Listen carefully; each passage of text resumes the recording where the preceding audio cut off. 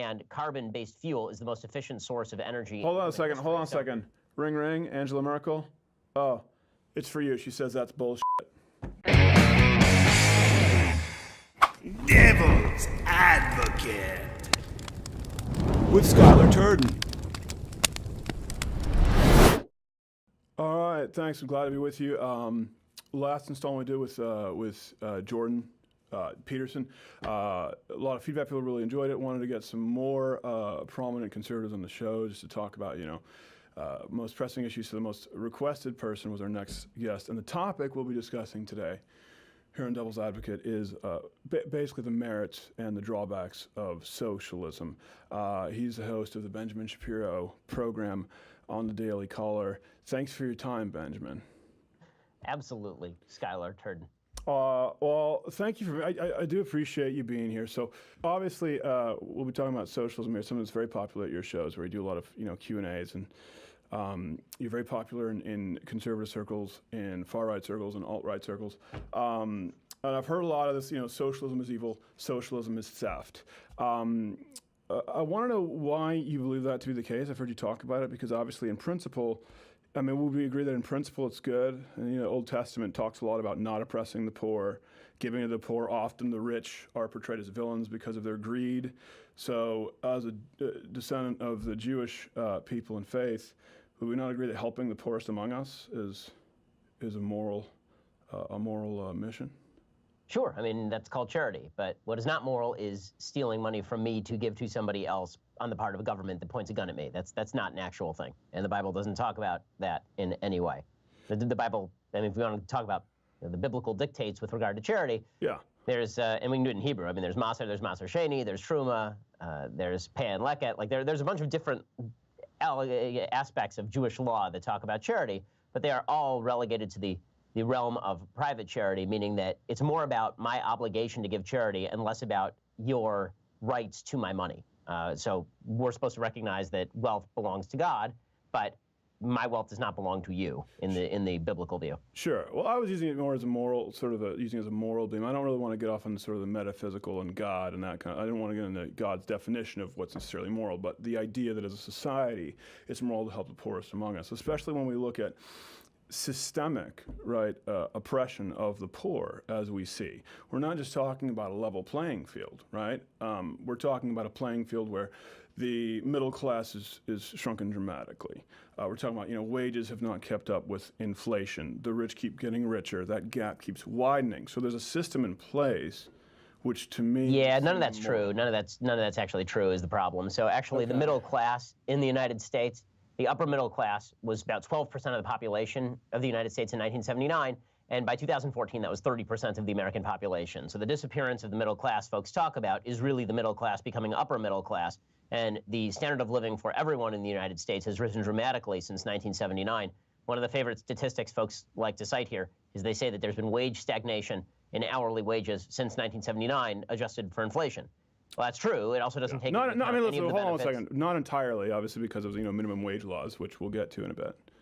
Well, the fact is, we can do that in a second, but the fact is that the wage stagnation that has taken place does not take into account additional benefits, which is 30 to 40% on top of the salary. It doesn't take into account the different way that we count households than we used to. It also doesn't take into account the fact that you can get more stuff for the same inflation-adjusted dollar than you could in 1979. You have a nicer fridge now than you did in 1979, and it costs you basically half of what it would have in 1979 in inflation-adjusted dollars. So if you're getting twice as much stuff for the same buck now, that means that you're basically twice as rich as you would have been in 1979. And for anyone who disagrees, I would recommend you go back to 1979 and live in 1979 and see whether your standard of living is the same, whether you enjoy it. Well, now we're getting back into the meta-economist Benjamin Shapiro. If we all have a time-traveling machine, let's try and keep it in reality. Like you say, facts. Facts don't care about your time-traveling machine. What about homes? What about homes? What about retirement? The middle-class family today has much more difficulty affording a home. If you go back to the 50s, you could live in a single-income household and have a vehicle, have a home, retire at a reasonable age. That's not the case now. Who really cares if you have, a Frigidaire in your kitchen? Well, a couple of things about this. One, homes in the United States have radically increased in size over time. So homes back in the 1950s, and you can see this when you go check them out, much smaller than the homes that are being built now. Two, the increase in home prices is really because of this massive urbanization that's happened where people are rushing into massive cities, and these cities are heavily zoned. So that's created an incredible shortage of housing in major liberal cities. You're not seeing the same sort of housing shortages in places that don't have those same sort of zoning regulations, places like Dallas, places in the middle of the country. You're mostly seeing it in Seattle, LA, San Francisco, New York, places where it's difficult to build new buildings and where the government has mandated that you also build affordable housing, taxed you heavily, created new regulations. Right. That's what's creating a serious pressure in that sphere. Right.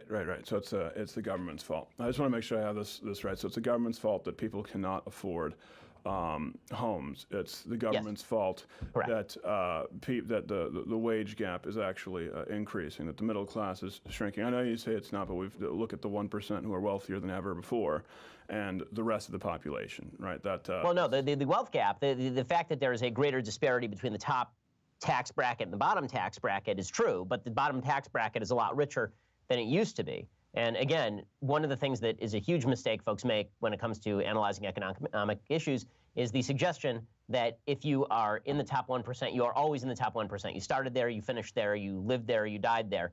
There are people, I've been in the top 1%, I've been not in the top 1%. People tend to get wealthier as they get older, and so the upper tax brackets are disproportionately older than the lower tax brackets. Again, that movement is suggestive of the fact that folks are earning more and less over the course of their lifetime. It's not just like that there's this ingrown caste of people who are born rich and stay rich. Inherited wealth accounts for very little of the top tax brackets. Yeah, well, you know, I've heard this talked about a lot, sort of class mobility is how I think it's often referred to. But I've noticed a theme. You talk about going back to 1979. You talk about how these people will be wealthier down the line as they get older. Again, we're kind of in the realm of meta-economics, right? Things that you feel will happen down the line. But that's not what's happening with these people right now when you're talking about these people today in 2018 who can't afford to go to college, who can't afford to purchase a home, who can't afford health insurance, right? If Benjamin Shapiro of the Daily Callers, if his ideal world works out, down the line, these people will be great. They'll be the next Kochs or whatever. But today, that's not the case. Well, no, if my ideal world worked out, what you'd have is lower prices and better products in virtually every area of American life, from healthcare to colleges. The fact is the government subsidies are one of the areas that's creating upward pressure in prices. When you give a bunch of people subsidies to go to college, what you're doing is generating additional supply or additional demand without additional supply. That creates upward pricing pressure. I mean, this is a simple supply-demand curve. And the fact that folks on the left don't seem to understand this, they think that if you just dump a bunch of money into free college education, that this is going to somehow alleviate all of the economic woes of a society that is already absorbing the cost of a bunch of college graduates who can't get jobs because they majored in silly things. It's a little bit bewildering. And in fact, it's really interesting. A lot of the socialist countries that socialists like to talk about, the quote-unquote socialist countries of Scandinavia, they have a lot more heavily regimented idea of what colleges should be for. I mean, if you look at Sweden, if you look at Switzerland, there's a lot more tracking. People who are going to colleges or vocational schools based on the vocation they wish to pursue. Liberal arts majors in Scandinavia, significantly less of the college population than in the United States, because they feel like if they're going to get the government to sponsor college degrees, at least you should come out with some marketable skills. Okay, so it's interesting that you point to a lot of these Scandinavian countries. You know, we talk about that on my program quite a bit, Denmark, Sweden, Norway. So it sounds like you'd be okay with sort of moving toward maybe the more socialist model that they use in those countries that are really quite successful. We've heard, obviously, Senator Sanders and people like Cortez talking about this. A lot of people said there are no successful socialist countries. I would point to almost all those Scandinavian countries. Well, I mean, and this has become the favorite the kind of favorite tool of quote-unquote socialists today is to pick countries that have built their entire wealth base on capitalism and then have placed on top of that capitalism some redistributionist systems and then call those countries socialist. That's not a socialist country. A socialist country is a country that uses abolition of profit as a tool and nationalization of property as a chief tool and public ownership of the means of production as the chief tool of wealth production and distribution. That's not actually what happens in Denmark or Norway or Switzerland or Sweden or any of these countries, which is why the Prime Minister of Denmark suggested back in 2015, when Bernie Sanders kept jabbering about Denmark being a socialist country, he went to Harvard Kennedy School of Government. He said, we're not a socialist country, or a capitalist country. All of these supposedly socialist countries rank around or higher than the United States in the Heritage Foundation Economic Freedom Index than the United States does, which would suggest that these are not actually countries that are focused sincerely on regulation of business above all and redistribution of property through the means of production. Well, if I may jump in there, I think it's important that we, the Economic Freedom Index, like we're talking about there, Canada was higher than the United States for a little longer, even though they have a universal health care plan. So it sounds to me like you're okay with sort of the model that we see, the Nordic model. So then would we be okay with a universal health care program or a single payer? Because if you look at these countries that you just said, right, are not socialist. But then if we try and implement it here in the United States, people say, oh, that's socialized healthcare. Universal healthcare, single payer model. Is socialist, right? So the program can be socialist, but the question of calling the entire country socialist because it has a socialist program in medicine, that's a little bit silly. I mean, that's like suggesting that you who have a job and you bring home money to your family and then you redistribute the money among members of your family. You have a joint bank account with your wife. This means you're a socialist. No, you're a capitalist who uses socialist methods of redistribution in your own home. It's the same thing with Norway or Denmark. And then we have to look at the efficacy of those programs. We also have to look at the rights of the people that are being violated by those programs. Do you have a right to your own use of labor? Do you have a right to the product of your labor?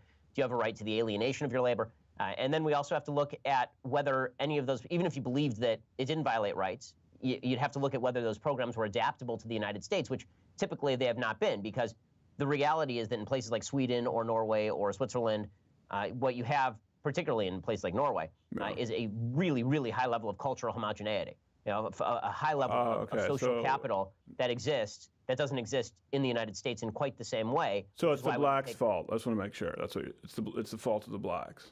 No, it is the fault of cultures that are not Oh, that's right. It's not race. It's culture. That's right. I forgot what the alt-right. That's the. It's the same. I mean, ask the Norwegians. Ask the Norwegians who have significantly curtailed immigration from the Islamic world, specifically because they're having problems of cultural assimilation. I probably would have a really good conversation because they have a higher literacy rate. They have more public education there, and of course, their populace is generally healthier because they have socialized healthcare and they spend less on healthcare. Well, their population is healthier and has been healthier for decades because they don't eat as much crap as Americans do. Virtually all wealth generation that happened in the Nordic countries preceded the socialist redistribution systems that people like Bernie Sanders, Elizabeth Warren, Ocasio-Cortez love. Norway was actually ranked higher in terms of relative health to the United States in the 1960s and 70s than it is now. And that's because, again, these are countries with very high levels of social capital, a tremendous work ethic, a certain level of egalitarianism between men and women that goes back generations, that was not established by radical feminism. And what you've seen is actually a lot of difficulty in assimilating immigrants in Nordic countries. There's a great book called Debunking Utopia by Nima Sanandaji that's totally worth reading on this. He's an actual Iranian immigrant to Norway, and he talks specifically about the shortcomings of immigration in these places. It turns out that it's much easier to become employed as an immigrant in the United States than it is in Nordic countries. Yeah, well, they also do have better healthcare outcomes overall, with a lower percentage of their GDP being spent per average person. So I would say that's also pretty important. Let me ask you this. Well, listen, the United States healthcare system is a disaster area, but that's largely to do with let me guess, the government of the blacks, of regulation. Right? You're going to blame the government of the blacks? Of course. Yeah. No, not the blacks. Okay. The blacks. It's not about any particular race, obviously. It's about a mishmash of regulation and deregulation that has created some of the worst of all possible worlds, although the United States still leads the world when it comes to 5-year cancer survival rates, for example. So if you can afford health care in the United States, it's still the best health care in the world.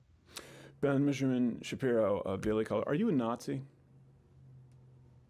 Okay, we can move on. So I've read that you have made the claim that capitalism is like consensual sex, socialism is rape. And the one thing I think that's interesting right now that we're talking about is sort of where the line is. First of all, I disagree if it's democratic socialism when we're talking about the public consenting by a vote. And I understand what you're going to say. Not everyone goes along with it, but that's true of any law passed, right, democratically. We have all kinds of, you'll never get 100% of people to agree on a law. But in this case, when we're talking about socialism versus capitalism, do we really think that's a fair comparison, that it's like consensual sex versus rape? And where do you draw the line? I mean, it seems to me like you enjoy some social programs. Some socialism's okay. you use public roads, if I'm not mistaken, you don't have a problem with that. Public roads are the public roads and public goods generally are non-rivalrous and non-excludable. That's what makes them public goods. So it's not quite the same thing, right? Now you're talking about everybody's access to a road that anyone can use, and I can't exclude you from use of that road in the same way that the military is non-rivalrous and non-excludable. That's the definition of a public good. That's not the same thing as alienation of my labor. So the question really is your rights. When it comes to sex, you have the right to consent or not to consent. Mm-hmm. When it comes to how I use my labor, I have the right to consent or not to consent. And you voting to remove my right to consent or not to consent does not alienate the right. It just means that you're violating it. That's interesting that you bring that up, or you're talking about the right to work. But what about the right, for example, of people who are working to be in healthy conditions, to be in at least humane conditions? Are these laws that you support? Workers' rights? No, we're not even getting into unionization or collective bargaining. Well, I like collective bargaining better than, in fact, if you want to use these favored socialist countries as examples, yeah. Places like Denmark and Norway have much more use of collective bargaining by unions for work conditions than they have regulation from the top down, because that allows the workers to actually negotiate with the employers on what work conditions should look like. I don't have a problem with private unions getting together, collectivizing, and then negotiating with management. But I'm not a big fan of the idea of a top-down cram down that happens from a government entity that rarely knows how a business runs and, again, prevents people from actually using their labor as they see fit. Just not when it's public roads, police, or military. Got it. I just want to make sure that I'm clear. Again, non-rivalrous, non-excludable goods. Well, let's talk about that non-rivalrous, non-excludable. College, then. That's a great example. You have rising tuition that is both costs rivalrous across and the board. If you have a classroom of 30 people, let's say 8 years ago when it was 20,000 a semester. Today that could be as high as 35,000 a semester. If you look at the rates, the inflation, you look at how much college loans cost. Still 30 people in that classroom. You're not talking about adding more people at that point. So we could apply a lot of these rules as far as non-rivalrous, non-excludable. No, why not college? The use of a college, because the use of professors does prevent other people from using the professors. Professors do not have an unlimited number of people that they can teach. They have time commitments. They have to grade papers. There are only so many hours in the day. Mm-hmm. That is, by nature, rivalrous. And it is also excludable in the sense that if you don't pay for the college, you don't have a right to use the college. That's not the same thing as a road where anyone can use the road and there's not a police officer there. It's not like a toll road. Police officer's not there to prevent you from actually using the road. The same thing is certainly not true of a college campus. If you walked into a college campus today without paying tuition, sat down and started taking classes, then you would quickly be removed. No, I can tell that doesn't happen. I do it all. I sit in on classes all the time, and I do not get removed. And you know what? I'm very grateful for professors who are open-minded enough to allow people to go in and learn, because I think they're the heroes of our country, teachers of all ages, of all stripes, and they don't get appreciated enough. When we're talking about, like we said, 30 people in a classroom, what about a limited amount of pupil? Let's say colleges. Can we just set a certain amount of colleges and say, okay, this is the sign-up sheet? After this, we're fill up, so it becomes non-rivalrous, non-excludable. Not all colleges, but could we do that and make that entirely? Well, I'm not sure why. I'm not sure. Well, now you're actually limiting the supply. So what you'd actually want to do is have a free market system where supply meets demand, where there are a number of people who want to go to college, and now you have people competing for that dollar without federal subsidies to major in stupid things, and then you can get a loan. I mean, I had no problem getting a law school loan. My wife had no problem getting a medical school loan, because these are actual careers that you can pay back the money. You are going to have a little bit more of a problem if you're a gender studies major and you want to get a loan for a gender studies major from a bank. There's no collateral, and the chances of you getting a job outside of a gender studies professoriate are pretty low. You're practicing law today, Ben?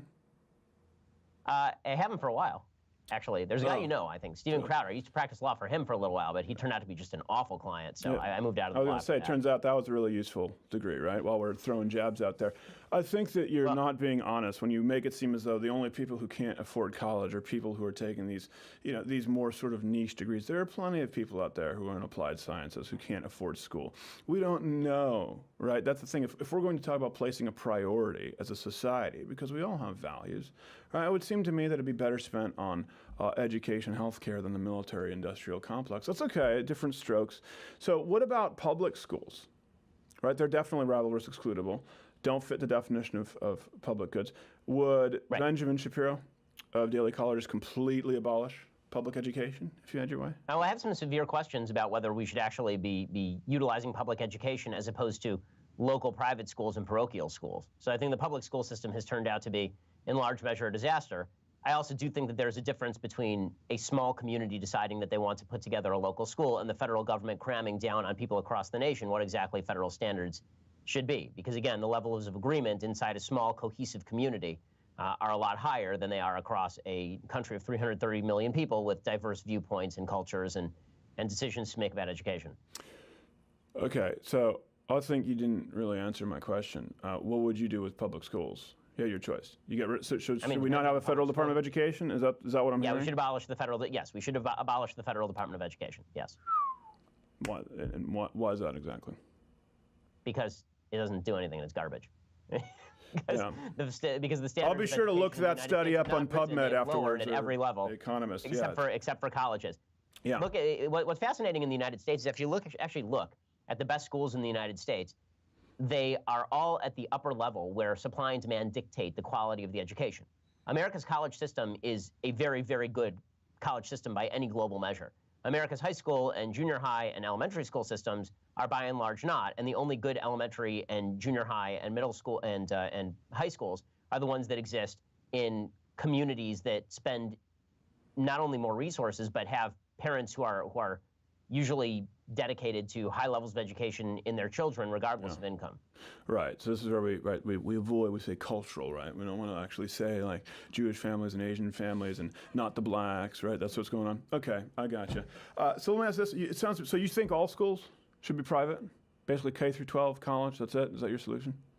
I think that would be a good start. Okay. I think that if you are going to have a public school system, then it should be as minimal as possible, and it should be designed at the local level. And again, I think local communities deciding what they want is a lot better than massive communities deciding what they want. I sort of abide by Montesquieu's rules on this. The devolution of authority to the lowest possible level is the best way of achieving any sort of consensus. Well, that brings me, it's interesting enough, that brings me to my next point. You just talked about how smaller communities are the people who should be building schools from the ground up. Okay, so we privatize all schools, right? We don't have any public school, no longer K through 12 or college. But you can have public schools, but the public schools have to be done at the local level where the level of consensus is a lot higher than across the country. Okay. So we're talking about communities where they have consensus, and you just said that they perform higher in certain communities, right? Communities with families, right? Maybe dads who stay in the house, but we don't want to get into the racial stuff. What about kids whose parents can't afford to send them to school? We're talking about those private schools. Or they're in a community where they don't have a community to have the resources for it. So they're deprived of an education because of their parents' poverty. And that brings us back to, isn't that, again, what we see, a system that perpetually keeps the rich rich and the poor poor, especially if we're starting with grade school education?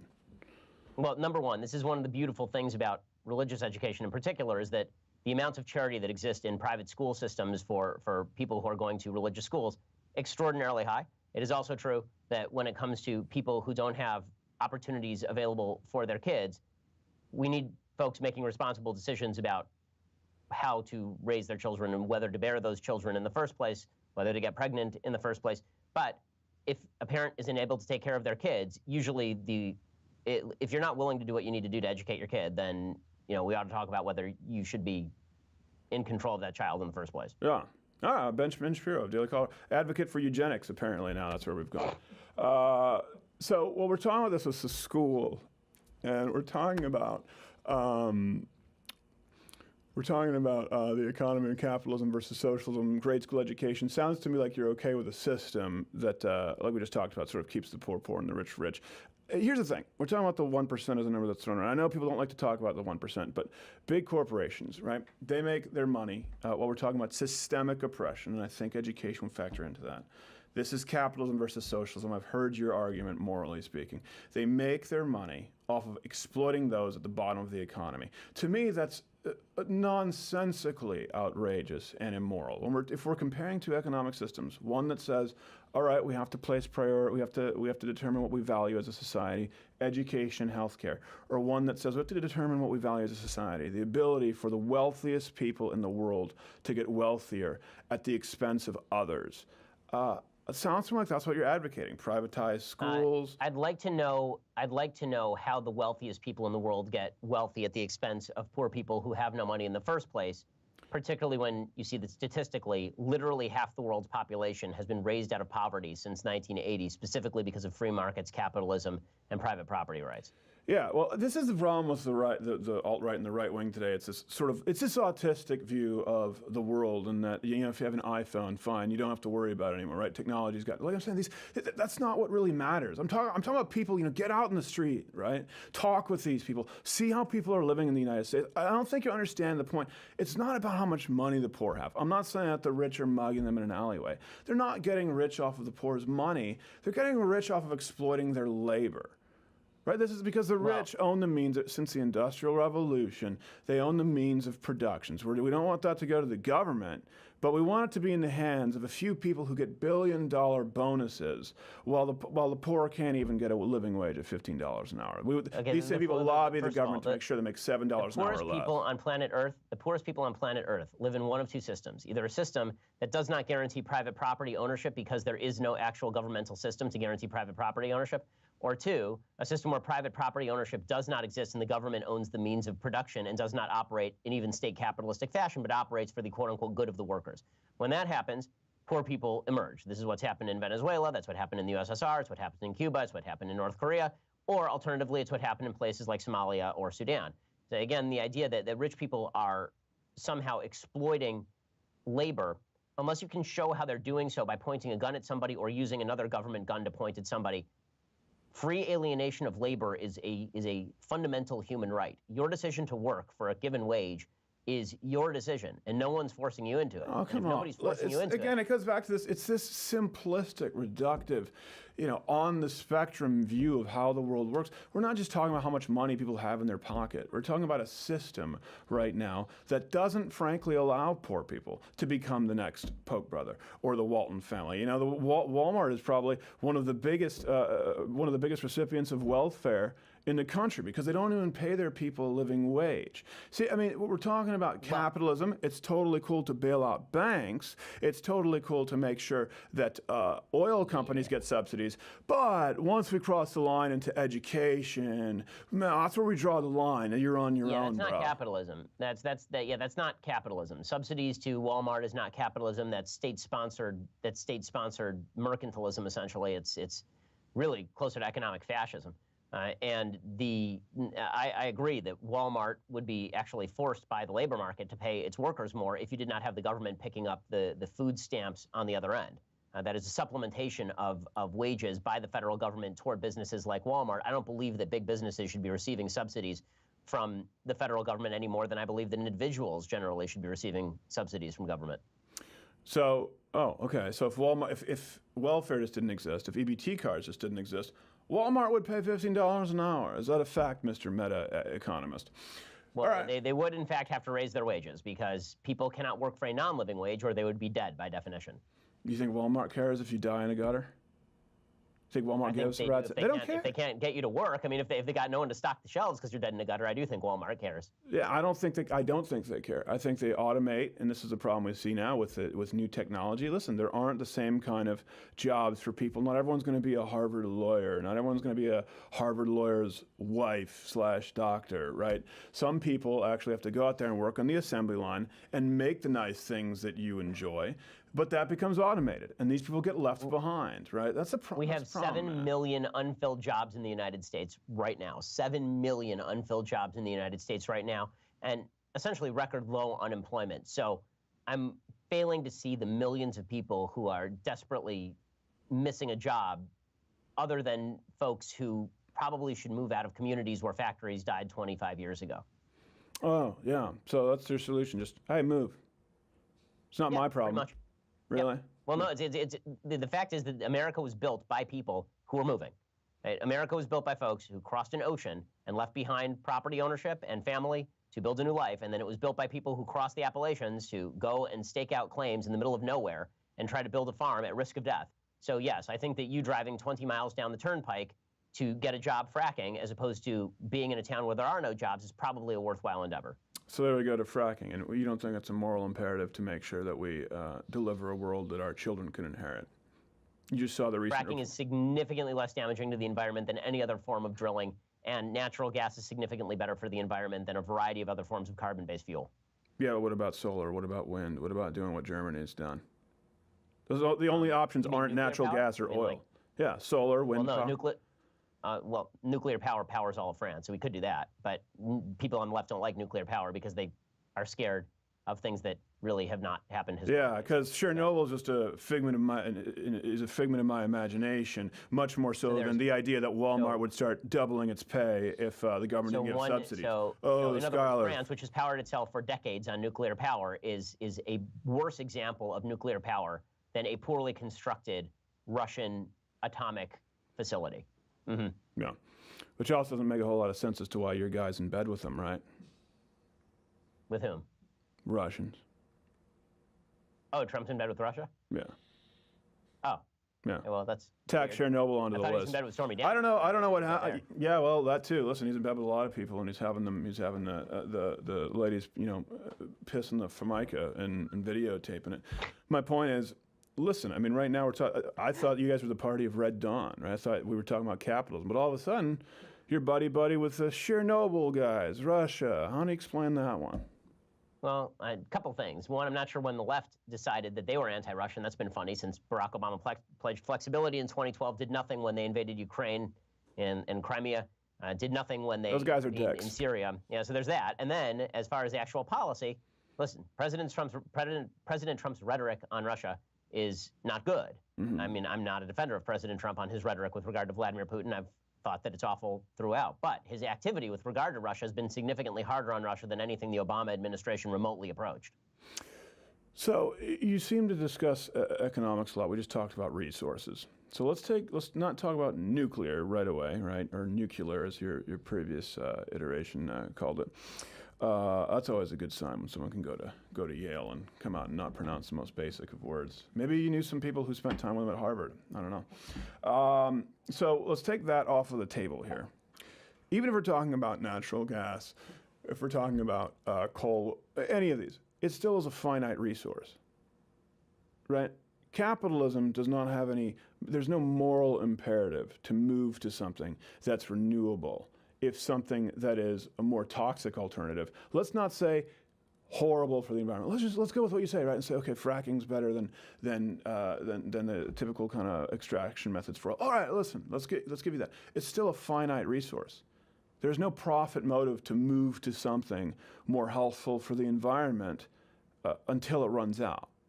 Well, I mean, there has been a profit motive to move to more helpful technologies for the environment, considering the significantly higher gas mileage that we get now than we used to in the 1970s. So what was the profit motive there? Presumably, it government was generating more subsidies, efficient vehicles that use less fuel. No, it's government subsidies. The same thing that the conservatives, the alt-right, they complain about Tesla, government subsidies. The government stepped in and offered incentives for more fuel-efficient cars. That's why. It was not mere subsidies alone. It was also the fact that there was high demand as oil prices rose for smaller vehicles. When oil prices go down, there's less demand for smaller vehicles. When oil prices go up, there's more demand for smaller vehicles. Also, the left has been complaining about the idea of peak oil for some decades now, and we've not yet reached peak oil. Plus, with regard to technological development, would I love to see whoever cracks the code on renewable cheap energy is going to make more money than anyone in the history of humankind.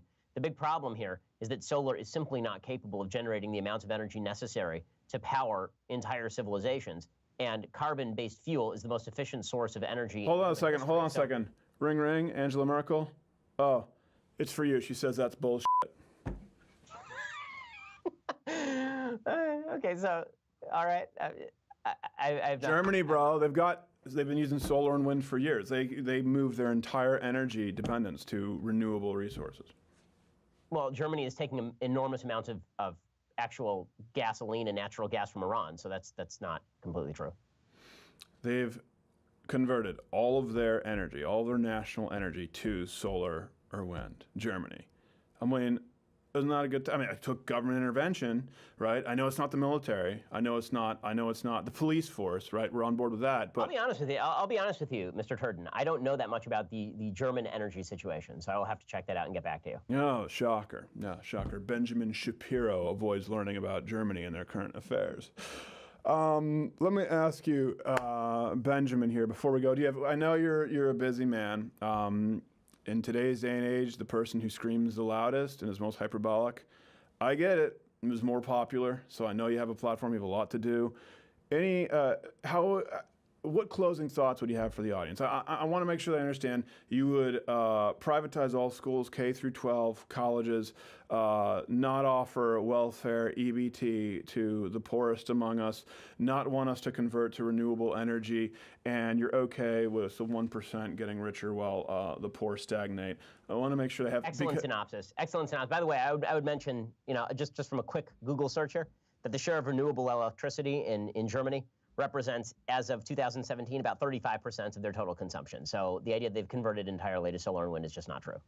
Well, yeah, I don't know what you're bringing up. It's probably right, your own daily caller link. So after this, we can go back and check it out. But I know that they actually had it as a national order to make sure they move entirely to renewable.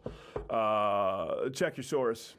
But is there anything that you would? I want to make sure that I understand it. If I've gotten anything incorrect for the audience, because they'll make up their own mind.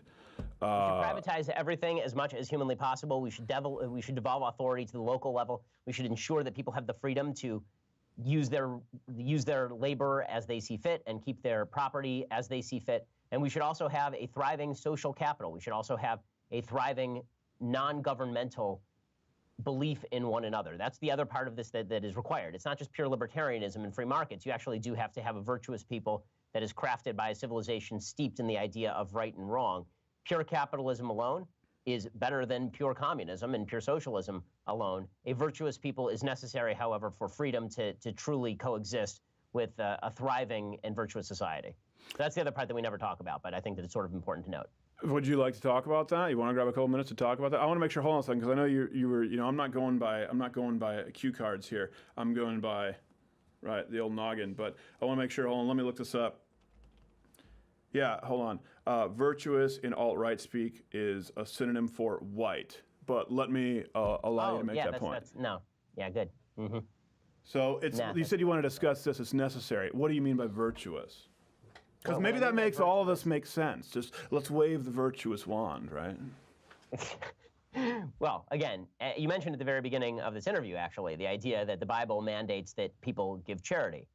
I agree with the basic idea that as John Adams put it, our Constitution is fit only for a moral and religious people, meaning that you need people who are committed to the idea of helping one another outside of government, or people are going to do as you have done and call for an increase of government to fill every life gap. There are certain areas of socialism that are destined to fall down almost immediately. There are other areas of socialism that are destined to fall down over time, but it remains an attractive solution to folks who refuse to acknowledge that there is social network and that there's a social safety net and a social network existing outside of government alone. If you believe that government is the only guarantor of fairness, you are going to end up in the socialist camp. If you believe that community is the chief guarantor of a hand up and that forming thriving social bonds is the necessary adjunct to a free society, then you're going to be more in favor of individual freedom. Yeah, I don't know that I agree with that, but I appreciate that you bolstered your claim by quoting old dead white guys. I notice that's a real constant, and I think that's going to be doing your party wonders in the midterms in future elections. So it seems like, okay, as long as everyone's a moral person, then fine. This whole capitalism thing will all work out. Just bide your time. Everybody else. Not everybody has to be a moral person, but you do have to have enough moral people in a society to help fill in the gaps where capitalism does not solve problems for everybody: widows, orphans, people who can't take care of themselves. Okay, so capitalism would work if people are moral. It just hasn't been done right. It just hasn't been done correctly yet. No. Assuming that people are immoral. Assuming people are immoral. Capitalism works better than any other system in the history of planet Earth. Assuming that people are moral, capitalism still works better than any system in the history of planet Earth. If you actually want the best of all available systems, what you need is capitalism combined with a moral and virtuous people.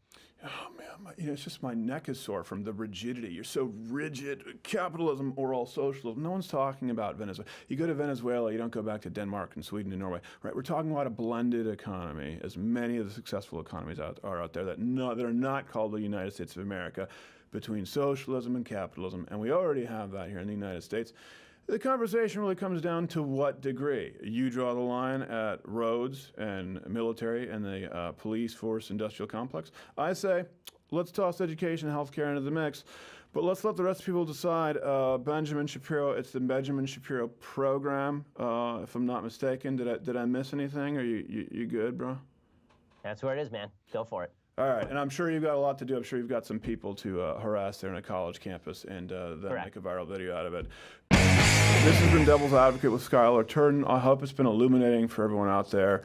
And I think next time, I don't know who we have on next time exactly, but I think we'll be discussing feminism and rape culture. But right now I need to take a hot bath.